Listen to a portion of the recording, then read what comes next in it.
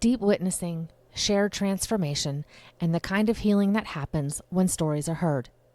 Welcome to Rabbit Hole Reflections, the podcast where raw stories meet real empowerment. This is a sacred space where guests shared their lived, unfiltered journeys through the rabbit hole, the descent, the truth, and the rise that follows. Every episode holds space for the moments we usually hide and explores the unraveling, the reckoning, and the becoming that reshaped them along the way. Healing doesn't always look good, but it will always change you. I'm Lisa Van Slyke, and you're listening to Rabbit Hole Reflections. Hello, everyone. Thank you again for joining us here at Rabbit Hole Reflections. I am your curator of stories, Lisa. Today, we are joined by Kimberly. Kimberly is a childbirth educator, doula, and birth assistant. She's been serving women in maternal-child health since 1997. Kim is also an energy healer and spiritual seeker who is passionate about holistic healing and personal transformation. Her book, Dare to Be Her, is a love letter to every woman ready to reclaim their confidence, authenticity, and power. Thank you so much for joining us today, Kim. I'm so glad that you're here. Thank you so much for having me. I'm so excited to be here. So I always start the show with go ahead and tell listeners about your journey down that rabbit hole. I would be delighted to. I am going to be very open and raw and transparent with everyone. I am currently living in my car. I experienced mold poisoning from a home that I lived in Western North Carolina. And that led me down a rabbit hole of discovering through my genetics that I have CIRS, Chronic Inflammatory Response Syndrome. What that means is the innate immune system doesn't recognize the biotoxin, in this case mold or other, and so it keeps recirculating in the body. It doesn't get excreted out the way it would for the other like 75% of the population who doesn't have my genetics. That is a thing. I'm actually a registered nurse, although I'm not currently practicing. I really loved studying science as well. It is fascinating for me to learn about this condition. It was not something I learned through school, and sadly not something that most Western medicine medical doctors know about either. So it's been quite a journey, to say the least. And I'm 49. I never imagined that I'd be in this kind of situation in my life, but I had to choose. I chose to choose my car because it was the safe place for me, and have been going down a rabbit hole to find my way through healing, not just in the physical body, but in every facet of this being and beyond. So I share a lot of that in the book because through this process, I had time and space to reflect on everything, really. My life, my purpose, what do I want while I'm here? And I had some really dark moments through it of not really wanting to be here anymore. I'm sorry. Yeah, thank you. I'm not anymore. I am so grateful for all of it. That is the power of all the healing that I've been doing. If we had spoke in December or January, you would have seen a different version of me. But I have been diving deep for my own personal healing, diving deep into meditation, the quantum field, Dr. Joe Dispenza's work, reprogramming the subconscious mind, and really reflecting on how this is all a gift and how much of it did I participate in allowing into my life.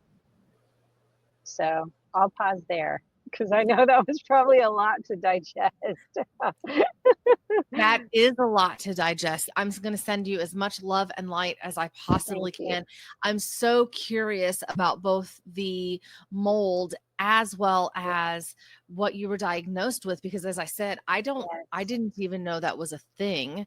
And obviously mold, we have a big problem with that here in the United States, but there are other things that we can talk about as well. One of the things that I'm very I don't want to say passionate about, but I definitely stand on soapboxes is when it comes to homelessness in the United States, because we are the number one developed country in the world, and we still have people in your situation as well as others that are just, they don't have a home, and I don't think that's okay. I don't know that's Yes. where this show is supposed to go. That is definitely something that it breaks my heart. So I thank you for being here from your car. I do appreciate that so much. I'm literally, yes, in my car. This is my life right now. How long have you been in your car? Since March. It's been 2 years now, just over 2 years. March 2 years ago, 2020. And you were in North Carolina. Yes, I was. So what Do you happened? Go ahead. No, I was going Sorry, to we had a ask. little bit of a delay. Sorry, I was going to ask, do you travel around since you're in a mobile situation, or? Not really. I know it's been interesting, and perspective is everything. It really is.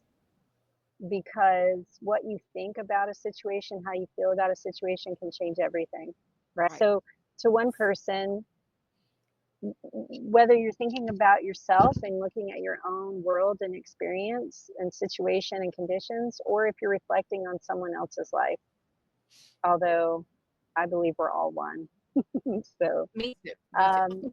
but if one person could look at it, or I could look at it in a victim mindset, and I certainly have, and I did initially in the sense that it was like, dang, this sucks that I have this issue. My body betrayed me, the world betrayed me, burnt mold, like all of that, and now I'm stuck in my car and haven't been able to work, and the whole, I could go down that storyline, and did, but that's not the truth of who I am. And my condition and situation is not the truth of who I am. And I refuse for this to be a life sentence, the health issues. And we can talk about that more. To one person, it could be like, oh my gosh, what a terrible situation. And then to the next, it's, woo, freedom. I wish I could live in my car, right? Because I've heard the gamut. And it has opened my eyes being in this situation. I always considered myself a very compassionate person. Being a nurse, I'm a natural helper. Right. And, but I didn't realize I had some deeper subconscious thoughts and beliefs about it. And now I really understand you really just don't know someone's situation or story. So before you pass judgment, just really think about judgment in this world and how does it serve us? Does it serve us? I've seen a lot of other women and families that are in this situation, and I've seen the shame behind. I had a lady come to me and she said, because I had my door open one day, parked somewhere, and she goes, can I ask you something? And I said, yeah, what's that? And she said, are you living in your car? And I said, yeah. And she said, I am too, but I have a job. And she said it like that, so shamed. And I was like, it's okay.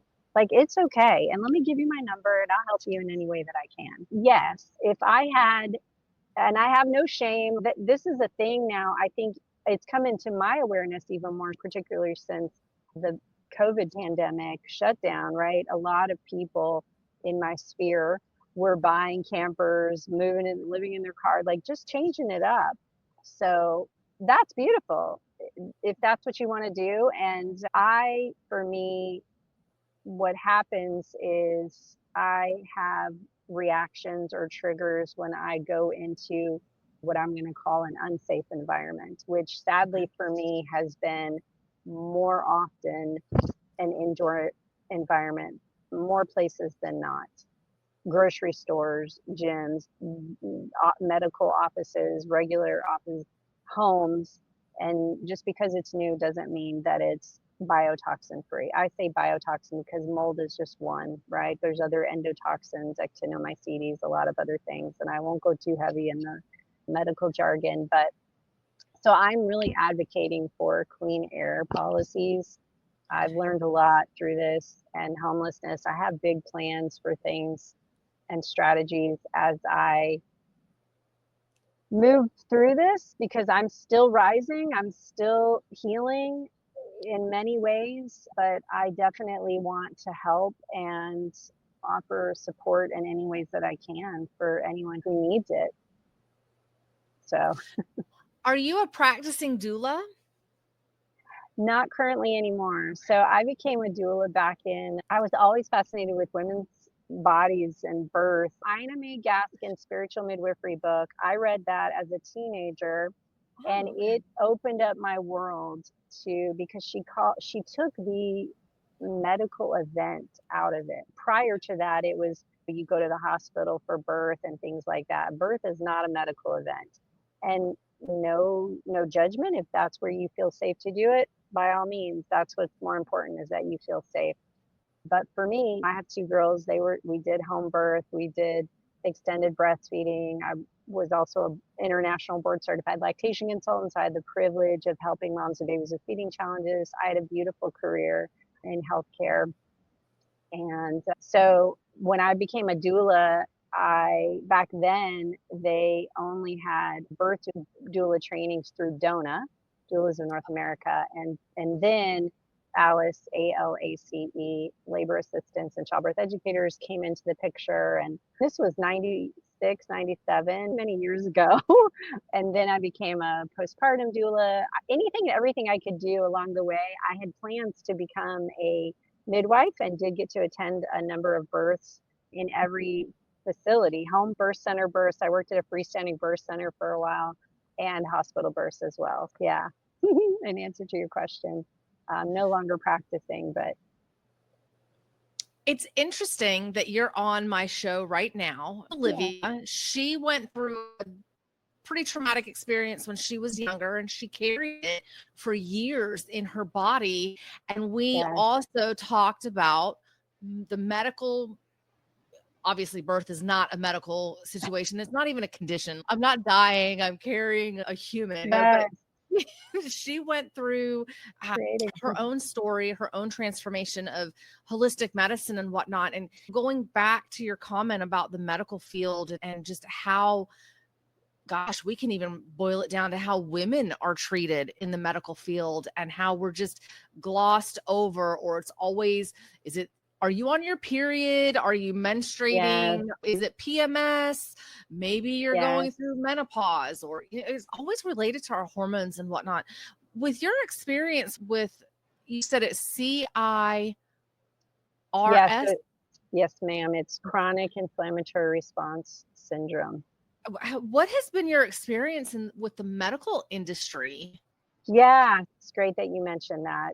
I too, even those of us who have been trained and studied in Western medicine, even though that's what I went to school for, I also studied and went to school for a holistic and allopathic therapies. And that's how I practiced in my personal life as well as professionally, because I had a private practice supporting women and children. And I was gaslit as well. I was told, it took years to figure out what was going on, why I was having all these weird, bizarre, out of the box, full spectrum symptoms. And you go to a provider or physician. I say provider because you might be seeing a PA, a physical assistant, or an NP, a nurse practitioner, or a medical doctor, or a naturopathic doctor. There's so many different people out there offering support, but you have to take into account their training and experience and philosophy and belief system. And I can speak from my own personal experience and what I lived in working in that field. They're just not trained on. It is not a preventative care system. Big pharma runs it. They want to just give you a pill, treat them and street them. It's a real mentality. And that doesn't mean every provider is like that. But I really encourage everyone, but women in particular, advocate for what you know to be true for yourself. You are always going to be the best one to know what's going on in your body. Regardless, even if you don't have medical training, right? Like something's not right. I went to a provider, a doctor. I was having a lot of pain. I had a variety of symptoms, which I'm happy to share if need be, that led me down the path to figure out, oh my gosh, what is going on? And then finally discovering that it was this mold poisoning or CIRS. And I went to a doctor and she said, oh, I'm sure it's just menopause. I'm like, menopause is causing this pain or this or that. And I worked in the women's reproductive field. Like that was my specialty. Right. And I was like, and she's, oh, you'd be surprised. And so it was so disheartening that I was not heard. And I got to the point where I didn't want to fight. I was like, okay, this is all you have to offer me. This does not work. Do better, be better, and I will go somewhere else. And so I continued. And I'm not alone. I'm on a variety of groups on the internet and even in the provider office where I'm going now. So many of us that have, in particular, this issue, because CIRS our genetics is 25% of the population. 1 in 4 people have this. So we're considered the canary in the coal mine, which means we don't have the warrior genetics, the phenotype. So we are the ones that are sent into the mines or to test the water supply first. And we're the more sensitive, subtle, can feel and know what's going on more population. That's our genetics. And the warrior types are the ones that are like, nothing get me down, the resilient going hard. And I say I'm a more delicate flower. But embracing that and really giving thanks for the fact that what happens to me now when I go into buildings that are not safe for me, it's a blessing, it's a gift, it's my superpower that I can detect if something is growing in this building and if I need to leave. I literally have. And I actually just created another offering about nervous system regulation that I released yesterday. So I have done extensive research on the nervous system and I understand the limbic system and how PTSD can happen. So it's just our brain trying to keep us safe. And so that has been a practice for me daily of trying to, even though I'm living on some level in survival mode because I'm in my car, feeling safe in my body every day. You cannot heal if you are in a sympathetic state. You need to be in a parasympathetic state. That's our rest and digest and where healing occurs. Okay. So I know I'm going down a rabbit hole with this too, but it's fine. I love it all. So stop me if any of it you're like, what does that mean? It's just the world I live in. We're here to teach, so go for it. Okay, awesome. But so Richie Shoemaker is the physician who did a lot of study on these biotoxins, and I won't go down his whole story, but I did a lot of holistic healing to get to the point of finally realizing, okay, I need to do the Richie Shoemaker protocol to be able to finalize the healing for my physical body and change the genetic expression basically, so that I'm not always struggling with this issue. And as well as I believe in the power of our mind. And so I am trying to heal myself with my mind as much as I can. And a lot of that is feeling safe in our bodies. You mentioned about the medical field, and I think this is something I've had several guests. We've talked about the medical field and how, because some of us have therapists or we have chronic issues, chronic pain and whatnot.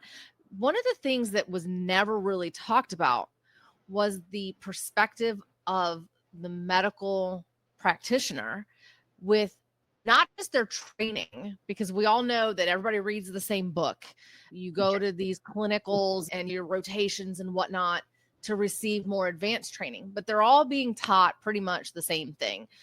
But you brought up a very relevant point with talking about their beliefs, their philosophies. That is so important. And if you don't find a practitioner that aligns with you, you can fire them. You absolutely have the right to go to another provider and to another provider and to another provider until you can start getting better answers than what you've been given. It might not be the actual answer that you need, but you can get better answers and better answers. I love that you went on your own journey, and tell us a little bit about how you've healed yourself. I know you're still in your car and I Still in the love the thick of fact it. that you have the perspective of, I have this radar system. When I walk in, I know if Yes. I can be in that building.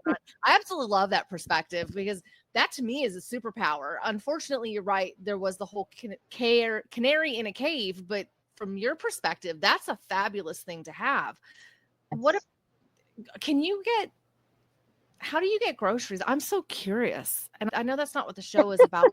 If you have a I'll delivery, share it all. does something comes from those places that are toxic? Are the products that are coming from those just like the Yes. outside of a can or something? Say the last part again. Sorry, it cut off. Like the outside of a can or some sort of packaging. Do you pick Yes, up on toxins on that stuff as well?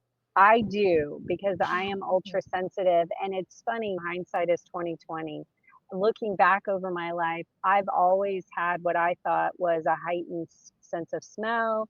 Just certain things, like I would smell musty odors in places and others not necessarily, or just I just had this little something that I never quite knew. And I know I've lived in moldy places growing up.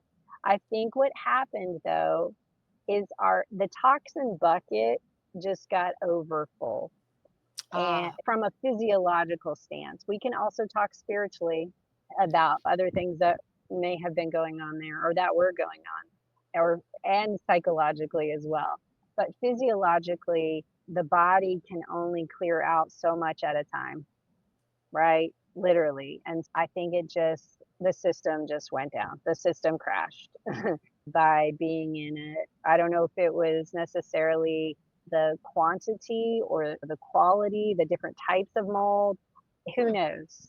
And or you can't just look at one piece, like the other things that were going on in my life in that situation, because perhaps if I had a safer, stable, calmer nervous system in that environment, then perhaps I would have cleared it more. I'll never really know.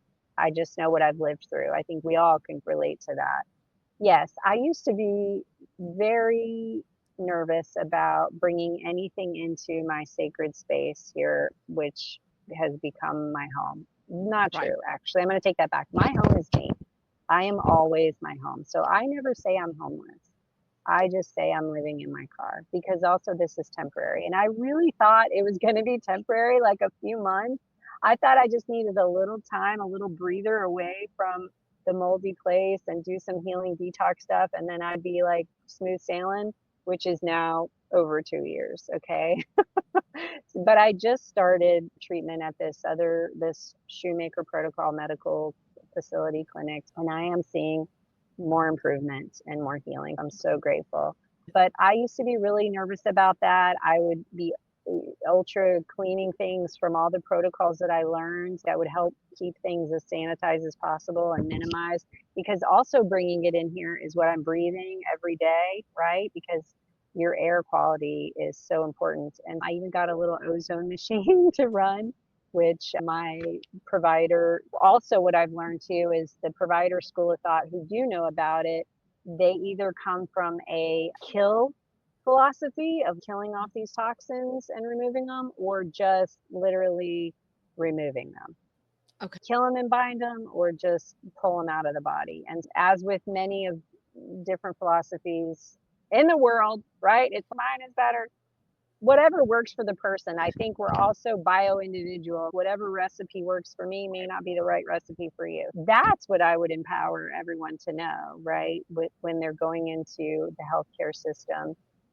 Yes, I don't worry so much now, and I've learned more from this provider who believes just more in removing, so keeping the volume of these toxins around me to a minimum versus trying to kill them and then remove them. Does that make sense? It does. Yes. Yeah. So I want to ask you your treatment that you're going through with, you said recoding your DNA. Did I get that? So what happens is epigenetics, really, it's about gene expression. So our environment can trigger something to be expressed or not. And that's what's happening is this genetic expression is happening, which means I am having these triggers and reactive and not able to, the innate immune system is not recognizing these biotoxins to clear it out, if I understand it all correctly. And I'm saying this, yes, I have a medical training background, but a lot of what happens symptom wise is cognitive deficits, meaning you have trouble with memory, you have trouble learning new things. So I've come a long way. I've come a long way in my healing, and I'm really grateful. So yes, there is a process in the healing journey of Richie Shoemaker's protocol, and this stuff is out there. If anyone, please, if anyone has had this illness or thinks you have it, that's the thing, learning about root cause illness and how so many labeled illnesses really trickle down to only a handful of things that are really the real cause of these other things that they're band-aiding by giving you a pill or saying, no, that doesn't really exist or whatever. So if you think if it's possible that you have these things, this stuff is out there. The internet has everything for you. But Richie Shoemaker has a protocol that you follow. It's very systemized. And the last phase of it is VIP. That stands for vasoactive intestinal polypeptide. And that is a nasal spray. And my understanding is that is what changes your genetic expression. It stops.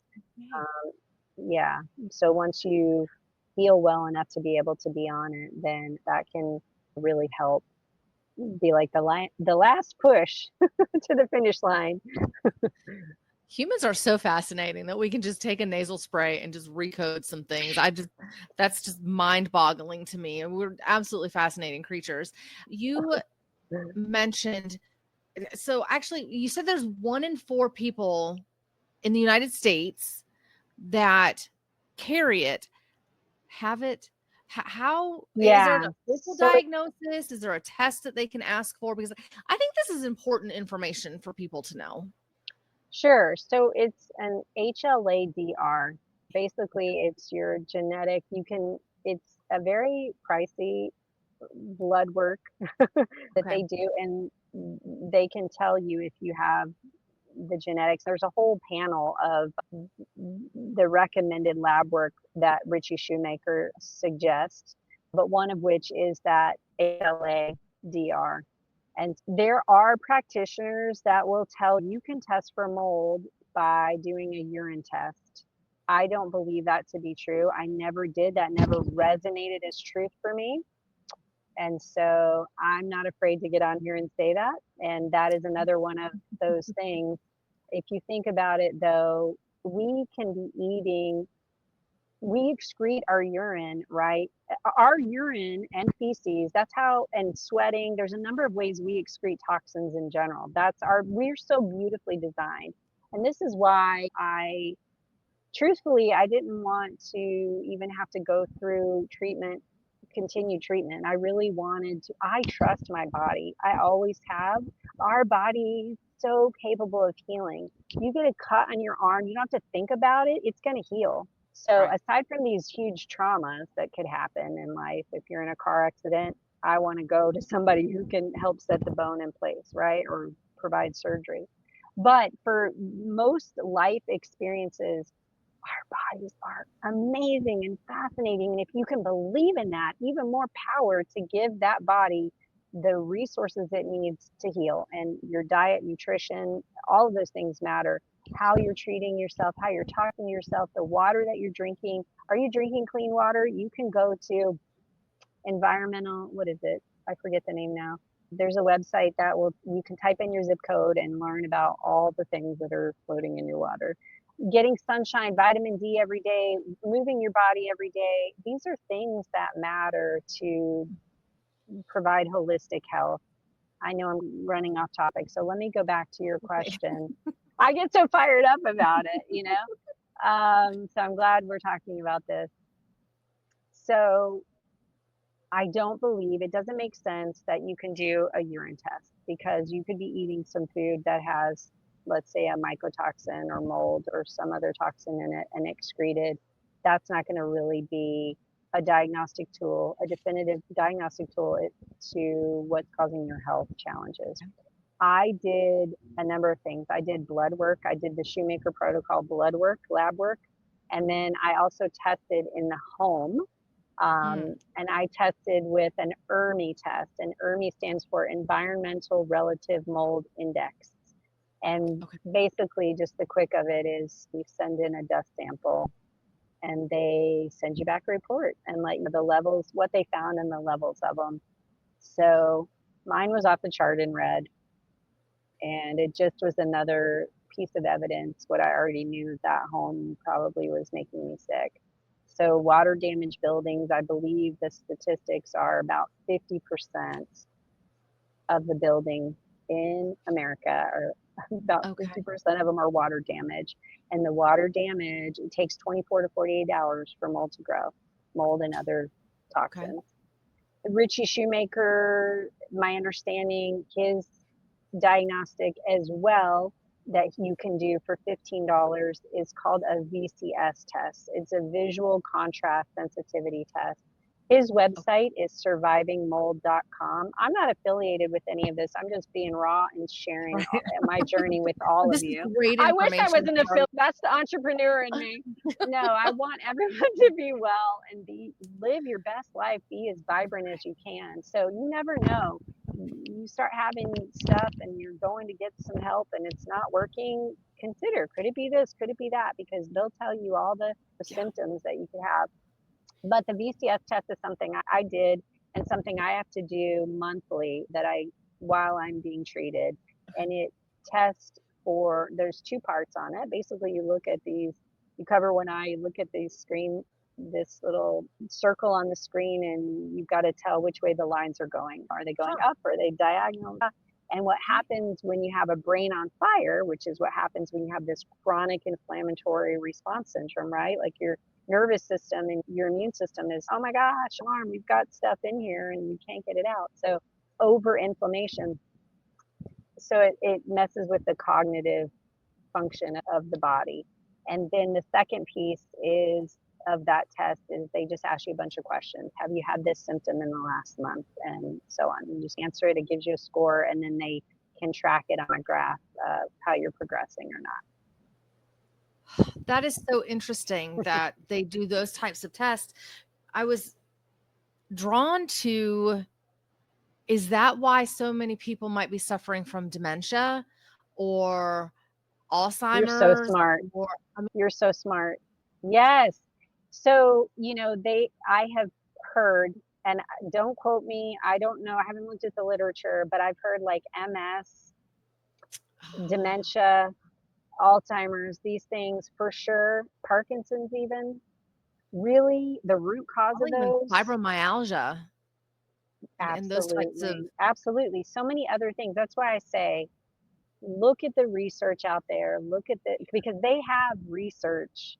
That's the thing that I am learning too with the Shoemaker protocol is it's evidence-based. Now in healthcare and as nurses, we were always not allowed to really say anything unless we had evidence and we had proof. I don't personally need that in my life. I can listen to myself and my higher source of what is true. Okay. And you can too. Everyone can, whether you recognize it or not. Okay. But if your ego, if your conscious mind wants the data, it's there. That is the most that I have found, the most researched protocol. So there are other things. They do neuroquants, which is an MRI that measures the volume of the brain. They do a Genie test. That's a newer test. I'm not really familiar with that. I have not had either of those. I did have an MRI, but not a neuroquant. None of these things are inexpensive, I'll just say. And of course, it's a lot of outside the box stuff. So a lot of it isn't covered by health insurance if you have it. It's really a disservice. Sadly, most That's a huge things that disservice. actually help you in the world isn't covered, but you got to look at it like insurance wants to pay for the medical system, and the medical system is going to pay for your medication through big pharma and da da da. And so I chose to do these temporary things right now because I had tried the holistic on my own. I tried with other practitioners and got somewhat better, but knew there was still more to go, more room for growth. And so here I am. And I think this is going to take me to the finish line. And so I'm super excited about that. I'm definitely sending you all of the love and good vibes and positive energy that I possibly can. You mentioned a very valid point. The medical system wasn't helping you, so you stepped Yes. outside of the medical system to seek treatment, and that investment alone it pays in dividends, because as you said, the medical system is just going to band-aid it. They're not going to get to the root source. They're not going to try to find and solve the issue. So taking that into your own hands, and everybody can do that. We talked about that earlier in the show. Absolutely. Everybody can do that. And we have this built-in guidance system, our intuition. Yeah. If you're not feeling something is right, go and find a second opinion or seek alternative sources to see if there's something that you can do. Your life and your health are so worth the investment to make yourself have the capacity to live the best life that you possibly can. I wanted to very quickly expand a comment that I had made earlier. I feel like maybe it didn't resonate properly, so I do want to expand on it. Okay. It chaps my ass so bad that we are in the United States of America and people don't feel safe in their own homes, and people don't have a home that they should be able to have where they feel safe. Yes. And there's no excuse for it. And the fact that you don't feel safe in so many buildings because of environmental problems, because of air quality, is terrible. And it's only getting worse. Yes. Thank you for touching on that again. I agree. I'm pretty outraged that so much I was in a townhome when I discovered the mold poisoning and when the system crashed. It was through a rental agency. I let them know, and I had renewed my lease a number of times. I had been there years and years. I still had, this was January. My lease didn't end until October. In January, I said to them, I have been so sick since I've been here. And it didn't dawn on me to look at my environment. I didn't put those two together initially. It wasn't until I was way into years of investigating, why have I been so sick, that I begged them. I said, I just want to leave without penalty. I was worried that I was going to somehow owe them money and things like that. And I said, I tested the home. There are high levels of mold here. And he said, let me talk to the landlord, the lady who owns it, and give me everything you can. I gave him the ERMI report, all my medical stuff, everything.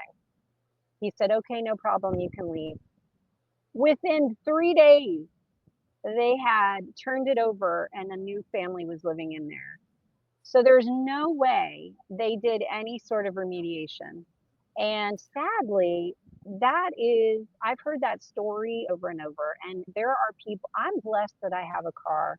I give thanks for everything that I have, my limbs, my fingers, my faculties, everything that I have. I just live in deep gratitude because I have met people who are so traumatized or so sick from this, they're living in tents. They're living in, it is. I'm pretty outraged too. And if you all knew how many places I went into, grocery stores, that things are growing. If you start to open your eyes and just walk in and you start to see the water stains, you start to see the cracking and the peeling in the walls. You see the vents that are just black. And that's not healthy. That is not healthy. That is not healthy. And even the best of us, even those warrior type, like, it takes a toll on everyone. Just because you may have that 75% of the genetics and you're really strong, it's still going to harm your body. It's just that when you remove yourself from it, you're able to recover a little easier than the rest of us.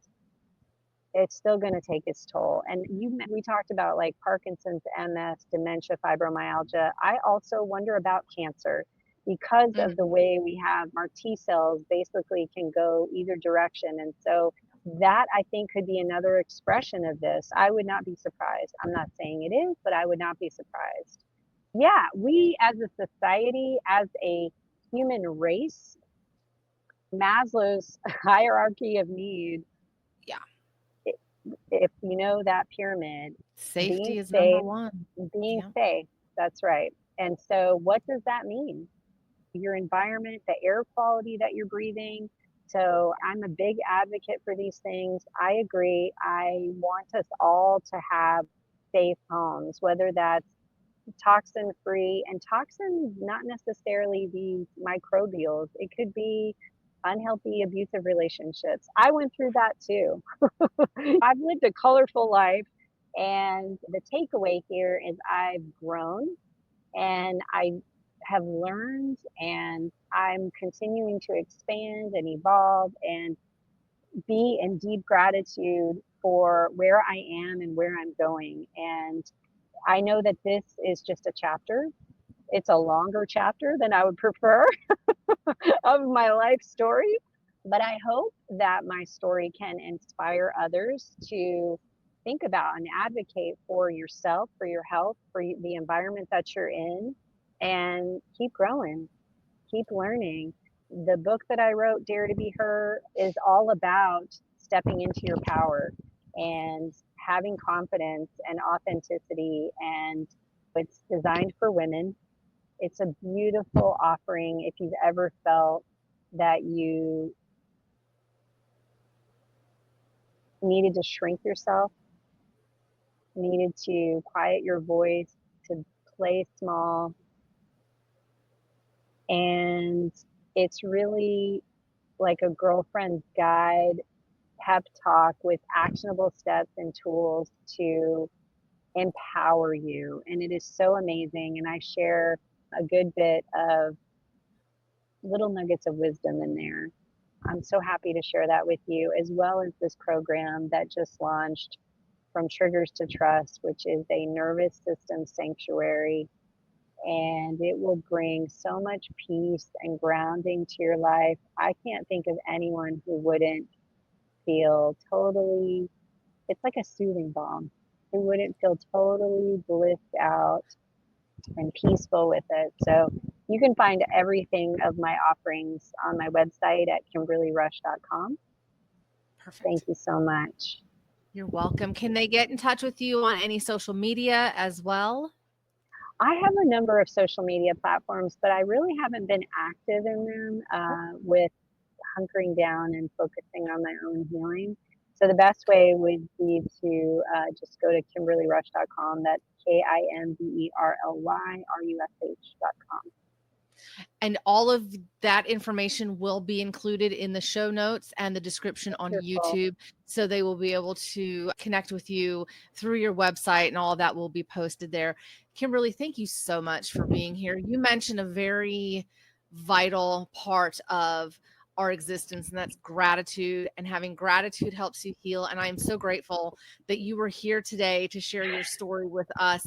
Thank you so much for giving us the background of this, just our environment and what we bring in through our nose and our mouth, and how it can really impact us. And then, of course, the ways that we can work towards making ourselves heal both physically, mentally, and emotionally. So I do want to thank you so much for joining us today.